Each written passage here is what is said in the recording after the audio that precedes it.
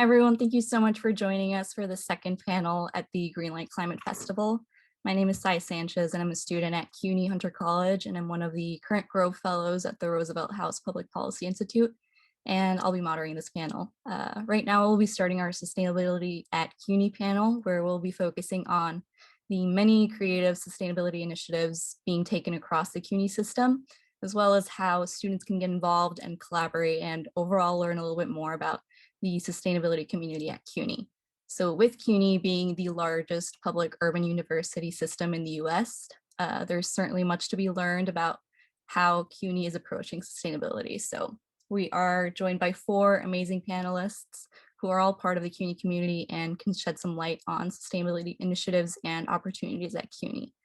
And I want to thank all four of you so much for being here today. I'm sure it means a lot for all CUNY students, myself included, to hear from each of you in a forum like this. So for this session, we're joined by Peter Marcotullio, CUNY Surratt, Tria Case, and Paul Royale.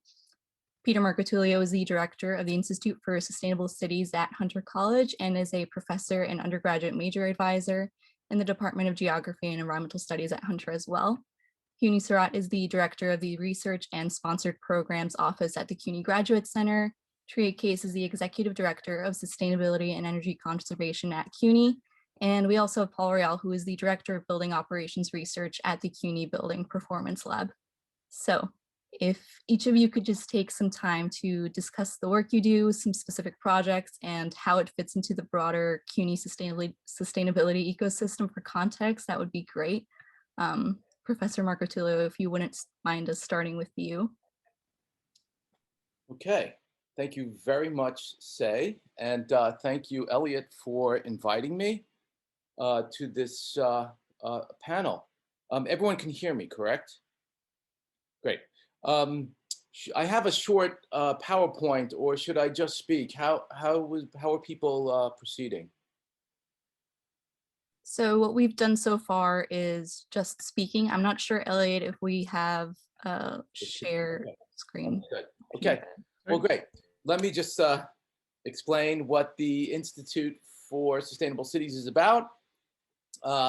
We are located at Hunter College, although we are a CUNY institute. And our mission is to realize cities as part of the solution to sustainability challenges. And we attempt to do this through developing innovative science of sustainability research projects, student and public programming events, engagement activities, as well as curriculum development. And the whole idea is to generate a new generation of environmental thinkers at Hunter and within the wider CUNY community that are committed to progressive urban change based on sustainability science, as well as local understanding of conditions, community needs, decision maker constraints, et cetera, institutional context. So at the Institute, we have four program areas, if you will. The first is called, we call it Urban Forests. And this program is managed, if you will, directed by Professor Andrew Reinman. Professor Reinman is a senior research fellow and an ecologist and biogeochemist. He is located at the ASRC, which is the Advanced Science Research Center, located on the campus of CCNY. And he does a variety of projects, research, engagement activities, you know, everything from assessing climate change across seasons, drought experiments, forest fragmentation, grassland studies, invasive species, et cetera. You can get a hold of Professor Reinman if you're interested in these type of things, to get involved with him by just looking at the Hunter College Department of Geography website, where you'll find his contact numbers as well as the rest of our contact numbers. The second area of concern that we focus on is urban water. And this is directed by Professor Alan Fry, who is a hydrologist and he studies snow cover, water supply, extreme storms, etc. He has been engaged in examining climate change impacts on New York City's water supply. And he does this in collaboration with New York City Department of Environmental Protection. The third area that we focus on is something called urban resilience. And this is directed by Professor William Salicki. Professor Salicki was actually the founding director of the Institute. He has subsequently stepped down from that and passed the baton to myself. He's an urban geographer and a global environmental change scholar. He also is engaged in a variety of different projects, everything from community resiliency, extreme events in cities, climate risk, urban environmental change and resilience, et cetera, et cetera. And finally, the fourth area is urban growth and energy. That's what we call it. And I am sort of directing that area.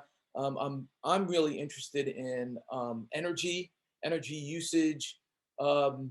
And we have projects that try to estimate historical energy use in the US at high resolution.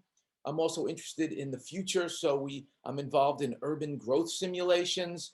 And part of that project was examining, for example, what climate change might do to cities. And we examined, in this case, heat waves and how many people would be exposed to very significant heat waves into the future.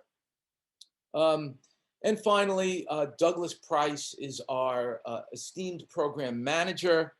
He does a lot of sort of the administrative work at the Institute, as for all the projects, as well as student engagement, and he's involved in a lot of other activities and outreach from the Institute with other sort of groups at Hunter and CUNY as well. And as I mentioned, if you want to get in contact with us, please do so. You can contact us on our website, the Institute for Sustainable Cities at Hunter College, or you can contact Douglas Price, which is his name, douglas.price@hunter.cuny.edu. Or again, you could go to the website of the Department of Geography and Environmental Science at Hunter College and contact any of us that I mentioned, and we'll get you involved in some of our activities. Thank you very much. Amazing. Thank you so much for that, Professor. Maybe Huni Sarat, if you'd like to go next.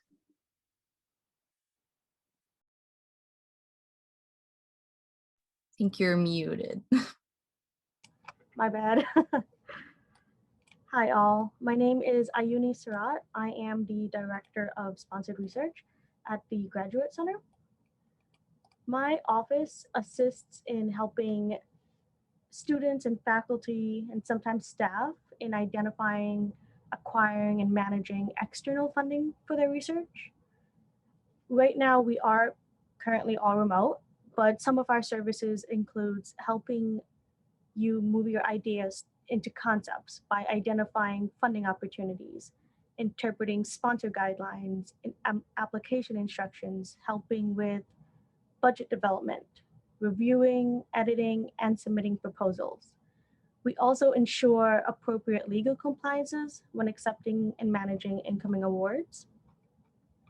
Every semester, we hold workshops both for faculty and students on grant writing, budget development, as well as specific funders such as NIH, which is National Institutes of Health, and NSF, the National Science Foundation. For students, we hold specific workshops on doctoral research improvement grants, such as the NSF DDRIG or the NIH NERSA grant. We help faculty and students keep up to date on their city training or their RCR training. If anyone has any questions regarding that, you can reach out to Adrian Klein. We also subscribe to different search engines that you can use to help find funding for your research, such as GrantForward, Pivot, and Foundation Directory. The library also periodically, I believe it's once a semester, provides workshops on how to use these funding databases. When it comes to these funding databases, researchers typically find funding via one of the previously mentioned databases. Grants listed on these sites are open to students, faculty, and staff. Each researcher will find a specific set of opportunities based on whatever they put into the search engine, so it fits their individual needs. Deadlines change from project to project. We ask that when you find an application that you would like to apply to, reach out to us. We will help you understand the jargon related to policies, procedures that most researchers don't want to bother with, because you should be focusing on what's most important, which is your research.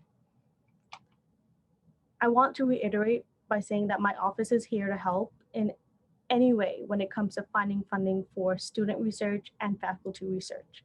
That's what we're here for. Please take advantage of that. Each CUNY campus has an Office of Research and Sponsored Programs.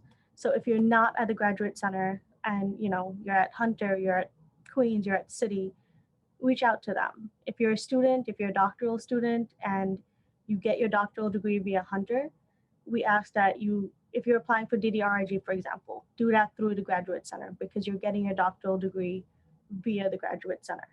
A lot of students sometimes get confused on where they should apply for things. Reach out to us. If it's not us, we can put you in touch with whoever it should be. Wonderful. Thank you. Thank you for that. Maybe I could ask Tria Case to go next. Good. Sure. Thank you. So my name is Tria Case. I'm the University Executive Director of Sustainability and Energy Conservation. So I manage Sustainable CUNY, which works with our campuses and government and community partners to integrate sustainability across the university and across New York City. CUNY has a distinguished history of responding to the diverse needs of urban neighborhoods where we live, work, study. And so we're really supporting the way to sustainable living and career pathways by preparing students for energy and climate jobs. I'm glad to be here with you today to discuss CUNY's successful program, including our campus efforts to fight climate change and the work to develop plans, engage students, and more broadly, CUNY's efforts to build green buildings and support development and investment in new tools and technologies and resources. My goal today is really to encourage CUNY students and all students to be active participants in their campus mitigation effort, climate mitigation efforts, and inspire you to be ambassadors of sustainability so we can all reach our sustainability goals. You're hearing today from a few of our centers and our institutes, and there are so many opportunities to get involved. And I hope you'll leave today's program ready to engage with either your campus or with one of the organizations you heard about from Peggy or the other panelists this morning. Sustainability councils are functioning with student participation on almost every campus, with representation from across campus leadership. So I encourage you to go back to your campuses and look for your sustainability councils and get involved however you can. Sustainable CUNY has assisted each campus as they've developed sustainability plans that address the 7 key pillar areas of sustainability: energy and carbon emissions, water, recycling, research, education and outreach, green procurement, transportation, sustainable nutrition. I want to touch on a few highlights for a moment, starting with the sort of roll up your sleeves work that part of my team does called CUNY Conserves to reduce energy and carbon emissions on campus. A lot of this work happens out of sight and sort of behind the walls, but it really significantly contributes to our efforts to fight climate change and assists our campuses in improving the experiences of our students and our faculty. CUNY Conserves is a robust program that includes a whole host of strategies that provide immediate energy and emissions reductions. I'll give you one great example. You might remember all those very hot days last summer when our utility grid was nearing maximum capacity. And sometimes those dirty local generators have to kick in.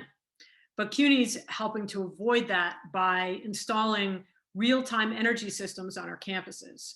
This enables our building operators to see energy as it's being used in real time in their building, so they can immediately cut back on those critical and energy using equipment during those demand response times, and to help our communities when the grid's constrained.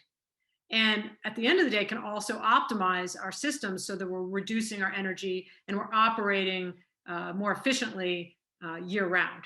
Ultimately, that's what curbs our emissions. So every one of our campuses is participating in what we call these demand response programs. And whenever the utility calls, we're safely reducing our energy use and contributing to reducing the load on the grid. Recycling is a key area of sustainability where students can really play an active role every day. In fiscal year 2020, which ended just before the pandemic began, CUNY increased recycling by 11% over the year before.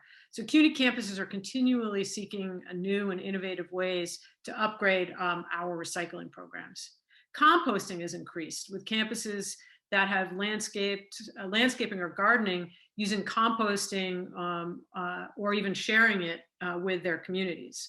A focus has been on buying green products or procurement. This has also increased over the years. And actually, one of the areas to point out is greener cleaning products, something we don't necessarily think about, such as using things like plant-derived natural orange oil and things like that we're now seeing happen on campus. Continually, CUNY's sponsored research and education outreach has been going on. One of the great programs actually you might want to pay attention to is something called the Climate Fellows Program for undergraduate students. And those folks have been doing work. We currently have, for example, have a student from Baruch, the Baruch Climate Fellows Program, and that student has been helping us assess solar potential across the university, and that's really going to help us contribute to looking at how we can utilize renewable energy on our campuses and even possibly support green energy for purchasing for folks in the community.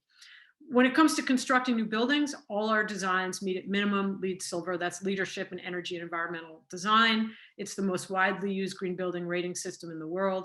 And all our CUNY campuses have committed also to something called the state's Renewing the Energy Vision Campus Challenge, or REV Campus Challenge, which recognizes college and universities that strive to meet their financial, environmental, academic, and community goals through clean energy solutions. So stay tuned. I think you're going to see a lot more around that in the coming year.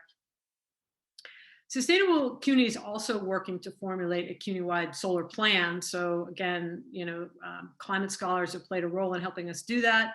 But this is also an area where CUNY is leading the city through our Smart DG Hub. So building on CUNY's role as a trusted and respected partner, Sustainable CUNY formed the Distributed Generation, or DG Hub, a comprehensive effort to develop a strategic pathway to the broader adoption of solar and now energy storage in New York City. Let me emphasize that work that we do is actually for all of New York City, and we work very closely with the Fire Department of New York, the Department of Buildings, the Mayor's Office of Sustainability, and countless organizations across the country, actually, to develop pioneering resources designed to enable mainstream adoption of renewable energy resources. This is an ongoing partnership that has helped to lead to the exponential growth of solar, and we expect battery storage to follow the same trajectory. I would add that many CUNY students over the years have participated in helping us build this program. Folks who are now at places like Solar One or Con Edison, at National Renewable Energy Lab. So really it's been an incredible program that's offered many students an opportunity to utilize whatever educational background they're coming from to support us, from GIS work to folks who do analytics and have math backgrounds to chemistry. Now, by the way, New York ranks 4th in the country for solar jobs.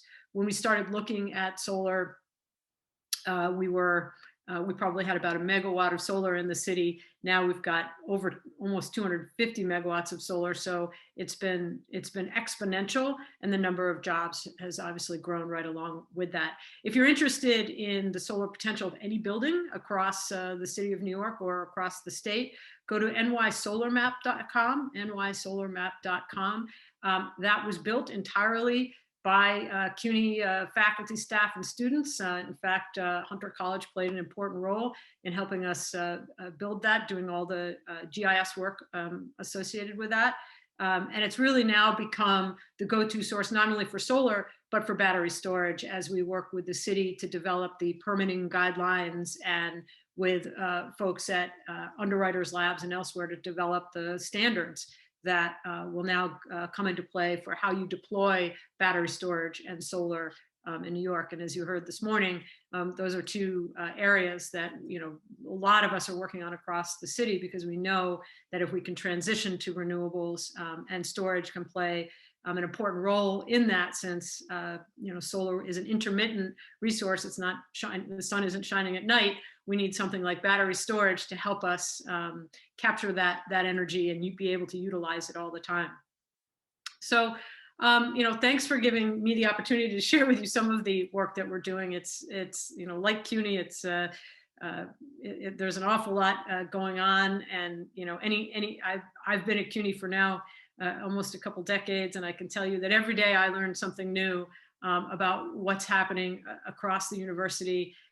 So we're here as your resource, and you know, please reach out to us, sustainable@cuny.edu, if you have any questions or want to get involved. But we're always looking for new ways to partner with folks, because we strive every day to fight climate change, and we look forward to finding new ways of working with you and in the entire community, because you know, really, climate justice is social justice. So we all have to work together to make it happen. So thanks for the time, and we'll discuss more. Thanks. Thank you all so much for that. There's definitely a lot going on at CUNY. I think we are missing Paul on the call right now, but if he hops on, we can certainly hand it over to him to talk about his work. For now, we have a few starting questions just to sort of guide the conversation and get some insight as to specific goals and initiatives for CUNY. And we want to apologize for missing the Q&A questions for the last session due to time constraints. Feel free to follow up with those panelists at the virtual booths that some of them have set up. And if we have time at the end of this panel, we can open it up for a short Q&A session. If any attendees have questions, they can feel free to drop them in the Q&A box as we go along. And if time permits, we'll try to get to as many as possible. And for our panelists, feel free to jump in if you'd like to take a question first. So our first question here is, what is the long-term vision for sustainability at CUNY? And along those lines, where should the school system be in 2030? Just quickly unmute there. So 2030 is actually one of those sort of magic dates where both the city and the state have set goals. And so CUNY, along with other organizations that are state and you know, with the state and the city, are all on track to reduce our carbon emissions, our greenhouse gas emissions, 40%. So by 2030, we want to have reduced our GHG emissions by 40%. And we're working hard to put in place the plans and the interim targets that will get us there. So in a nutshell, that's where we hope to be, and beyond that by 2030. But there's so many important components of that you know, come along with reaching those 2030 goals. When we do that, we will have better control of our facilities. When you think about an urban environment, most of our greenhouse gas emissions are coming from our buildings. So it's very important that we think about our infrastructure across the city. But you know, we have 300 buildings across CUNY. So a big part of our goal is, you know, understanding how to control those buildings, and ultimately that's what's going to get us to that 40% GHG or greenhouse gas reduction. That's an answer, you know, GHG answer. I think there's a lot of other pillar areas of sustainability, and we want to be making sure that in each one of those areas, each one of our campuses is setting goals and targets around things like recycling and composting, and meeting them. So So we have to think, I guess, I say holistically when we think about sustainability, but a big part of Sustainable CUNY's mission is to make sure we're on track with that GHG goal.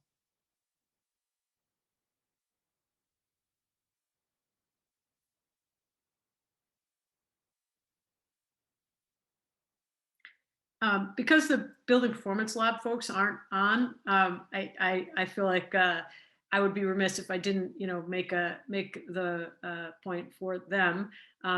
They've been playing a really important role in bringing students into the mix for New York City in terms of helping us reach carbon emission reduction goals.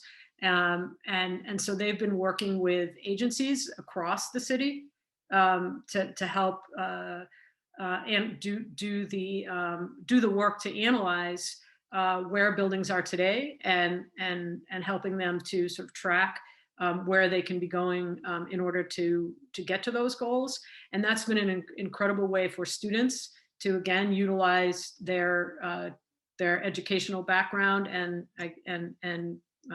commitment to move us as a city towards those goals. So again, I think, earlier we heard from the panelists about their educational backgrounds and the varied educational backgrounds they all had from chemistry to math to biology. And I think it's important to, once again, point out that no matter what your major is, there's a role for you to play in helping us, whether it's CUNY or the city writ large, reach these goals.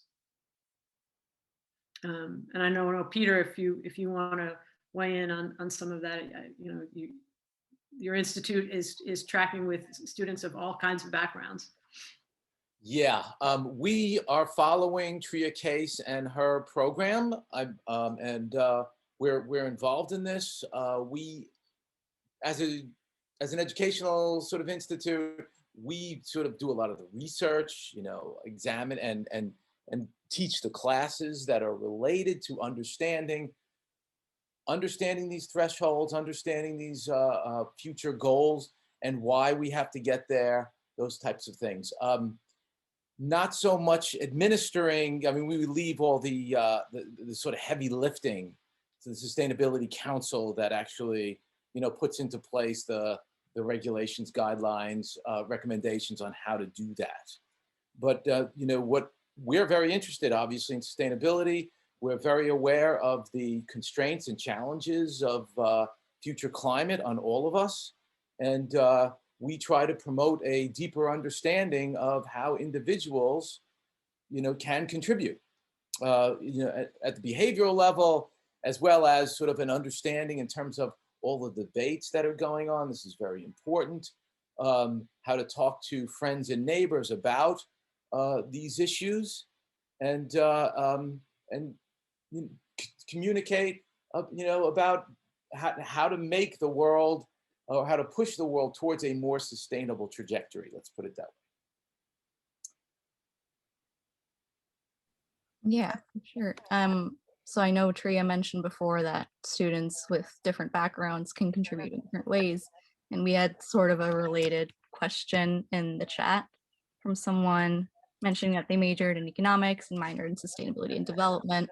And we're just wondering how they could sort of help in that arena in pursuing climate justice.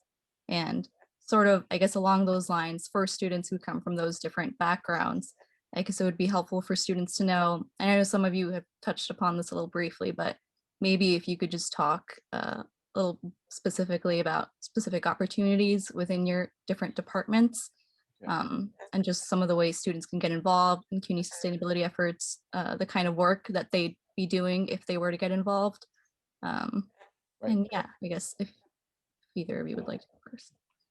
Well, should I start? Only because I was starting to type the answer to this, or what I thought would be an answer to this question, which is a very good one. I mean, the first thing that I was going to suggest was to get an understanding of the complexity of the sustainability challenge. There's lots of debate about how to get there, what are the issues, etc. The sustainability is a big umbrella, and it includes lots and lots of different trade-offs, if you will. You know, economics talks about trade-offs all the time. There's never a free lunch, and how to pursue that. Obviously, climate justice is critical to all this. I mean, you could talk about sustainability for one group, and there would be another group that would, the same trajectory would be totally unsustainable. So, you know, understanding those issues and those tensions is really important, particularly for economics majors, I would suggest. Go ahead. Yeah, let me give you, it's always helpful if there's specific examples. So let me give you a couple specific examples and see if that sheds some light. So there's a young woman who's a Queens College alumna. She majored in mathematics.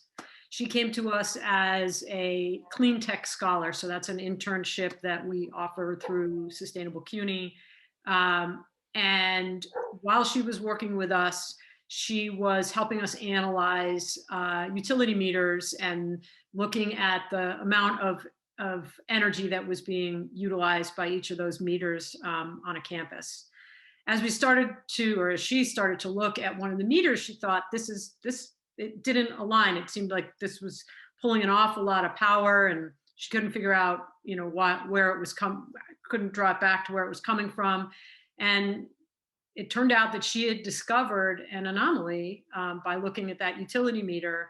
And once that anomaly was corrected, she ended up saving over $500,000 annually for the campus, for the university. So she was able to, you know, math major, numbers were easy to look at for her, maybe, you know, whatever the reasoning is, she was able to apply her math skills and comfort to looking at utility meters, and that in turn helped us, you know, both realize the savings and realize that there was something not quite right about that utility meter. Another fellow, a software engineering student from City Tech, he started to work with us in developing different automated systems, and ultimately has been working with us to develop a real-time automated load shedding agent. So if we start to see that utility use is going up, and a campus is going to start hitting kind of their peak energy use, and that's going to really impact their utility bill, you can look across a building and say, well, what could turn off? What could we turn down? Or what are ways for us to lighten the load in that building and therefore reduce our carbon emissions and our utility bills at the same time? So he has created this software that is helping with load shedding on a campus. So now LaGuardia Community College is using that load shedding agent, as we call it, and he is one of the supporters of building that system utilizing his software engineering skills. You know, so we've also had students who were helped us do quality assurance on LiDAR data. So in order to build the solar map, we had to work with data that was gathered by planes, basically flying over New York City and shooting lasers down in order to create a 3D map of the city. And in order to make sure that that data is correct, somebody has to do quality assurance on that data. And so a student helped us, a student from Hunter College helped us do the quality assurance on that data, which in turn is utilized to help build the New York solar map. So I think that there's just an unending set of opportunities to apply your skills and knowledge. It's all about just, you know, think, as Peter said, thinking about the breadth of implications of climate change and thinking about how you want to apply your skill sets to that. Yeah, and I mean, I guess in terms of how students can sort of apply their different backgrounds. I know a lot of CUNY students are coming from low income backgrounds. Many are first generation students and maybe have not necessarily arrived with the skills that they need until they came to CUNY. And I guess imposter syndrome is certainly a real thing for many students. And I guess for CUNY, in your role overseeing applications for students wanting to receive funding, is there, maybe any advice that you'd maybe like for students to hear in terms of what constitutes a successful application, or sort of guiding the research process for them? Anything that maybe you'd like to add in regards to that? Sure. I always tell students, sometimes they think they're not ready to submit an application, or, it's their first time submitting an application. I always tell them, go ahead and submit. The very worst thing that can happen is that you get rejected. But when you get rejected, you get reviewers' comments. You take those comments and you build a strong second application. Sometimes you get accepted on your first try, sometimes you don't. Take that, run with it, keep going. Don't take it and say, okay, well, that's it. I tried, I failed. I always encourage all students, apply, get the no, get the yes. You never know what's going to happen. First things first is finding an application. There's so many funding opportunities out there, so much untouched research money. They always come out like every year saying how much untouched money for each field there was in certain, NSF has X amount, NIH has this amount. Private foundations, you don't even have to apply for government grants. There's tons of private foundations out there who want to give you money to do your research. All you have to do is ask them. They're willing to give you money. As a CUNY student myself, undergrad and grad, I had no clue that half of these opportunities existed until I started working for CUNY. So I'm trying my very best to help CUNY students now realize how much potential is out there and how much help is out there, because a lot of times they don't know that. Right. We're all here, we're all here to help. So if you have a question, ask. That's how you learn. You guys, that's great advice. Definitely listen to that. We have a question in the chat asking, does CUNY have carbon footprint goals, and is the information publicly available? I don't know if Peter or Tria, that's something that maybe you might have some information on. Yeah, as I mentioned earlier, so the city has passed something called Local Law 97, which sets out a greenhouse gas emissions reduction of 40%, and so that's the trajectory, that the city is on, and as part of the city that is ourselves. And then also the state has set some goals as well. There's something, Build Smart 2025 is a component of the CLCPA that was mentioned earlier. And that sets, that is based more on energy use, which translates to GHG. It's just a different way of, right? Your energy use is what is going to generate your carbon emissions in part. So that is asking state agencies to reduce their energy use by, it sets a 2025 goal instead, and it's a 35% by 2025. So it's just a different way of measuring it. So we align ourselves with the city and with the state goals.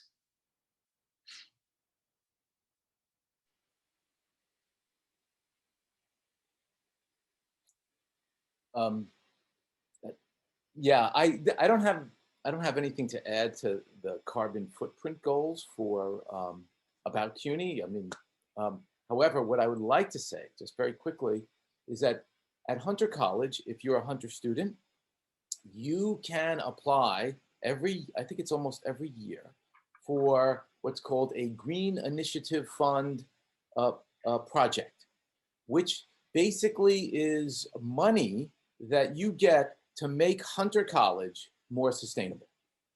And there is as Tria mentioned, there's a wide variety of projects that students have, promoted, engaged in, et cetera. Everything from, movies to bicycle racks to water fountains to, hand dryers, all of these things. These were student projects that they actually got money from the school to implement. So just think of that. If you're really interested in sustainability, look up the TGIF project and submit a proposal.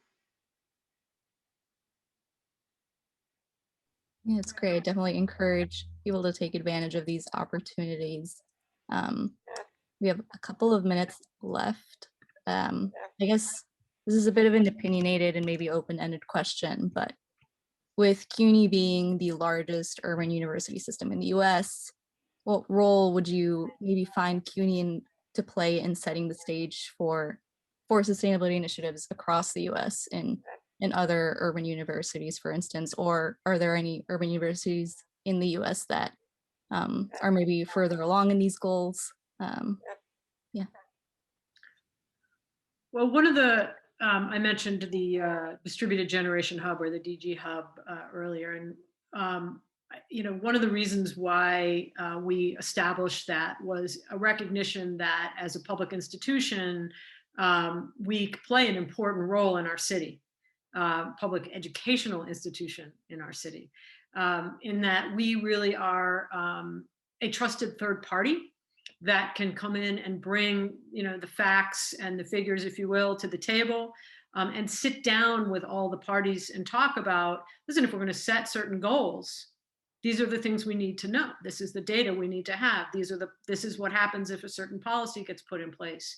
And so we have, as CUNY, we've been setting the table as that trusted third party around solar and now battery storage. And that's something that we have led with the city now since 2000, and I want to say 6, helping to establish New York City as one of the first Solar America cities in the country in partnership with the Department of Energy. And so other urban areas around the country have actually looked to the model that CUNY was a part of creating in partnership with the Mayor's Office of Sustainability, with Con Edison, with the New York City Economic Development Corporation and others, bringing the policymakers and decision makers to the table, but ensuring that there's a facilitator, if you will, at the table, bringing all the data and information to help make the decisions that needed to put in place in order to move our market. And that's one of the reasons why I believe New York City has been able to see that hockey stick growth in solar, and now we're starting to see it in battery storage. Our folks sit at the table with the fire department and the buildings department on a weekly basis, if not daily, talking about the data and the research that helps them to make decisions about what's safe and how to create the standards and to put the language in place, or even to put the policies in place. Somebody asked about being an economics major or a finance major. We did the analysis that helped put in place the property tax abatement in New York City for solar and now battery storage, and did the math, if you will, that helped to establish what made sense in order to align New York City's marketplace with the marketplaces around New York City so that we could incent moving the market in New York City. So CUNY plays an incredibly important role and has played an incredibly important role in helping to move renewables and like I say, now battery storage. So that's the sort of looking outside, if you will, our walls, and the fact that we play such an important part of our city's infrastructure. I would add also, it was earlier, somebody spoke about the New York City Housing Authority's solar program.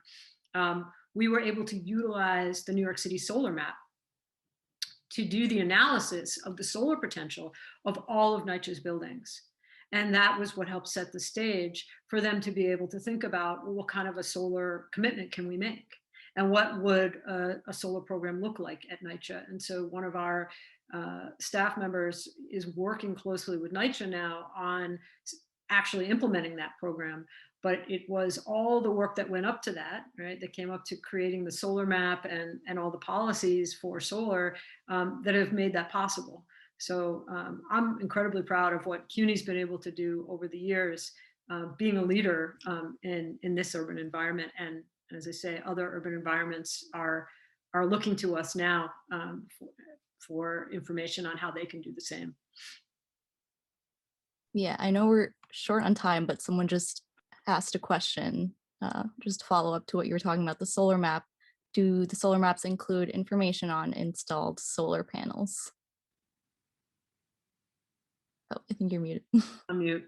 Yes, if you when you go to the landing page, you'll see there's data about the number of systems, the cost of systems, and you can click on each county across the state, and it will let you know that same data across the state. So, yeah. Okay. All right, so I think we're just about out of time. I know I saw Peter has been answering a lot of the questions in the chat. It's awesome. But I want to thank you all again so much for taking the time to be here today. Both our amazing panelists and the attendees. These are all really important conversations that we can hopefully continue to have within and beyond the CUNY community. It's really motivating to hear what you guys have been working on, and I'm sure students will be really grateful. By the way, I just want to remind everyone that this is being recorded, so if you want to remember what was being said about internship and career opportunities, you can access those recordings after the event. Up next, we have a 1-hour lunch break / networking hour where you can all feel free to go explore the virtual space and take part in the Easter egg hunt. And then at 1:30, we have our New York Climate Action panel. Hopefully we can see some of you there. And yeah, thank you all again for being here. Great day, everybody. Thank you. Thank you. Thank you.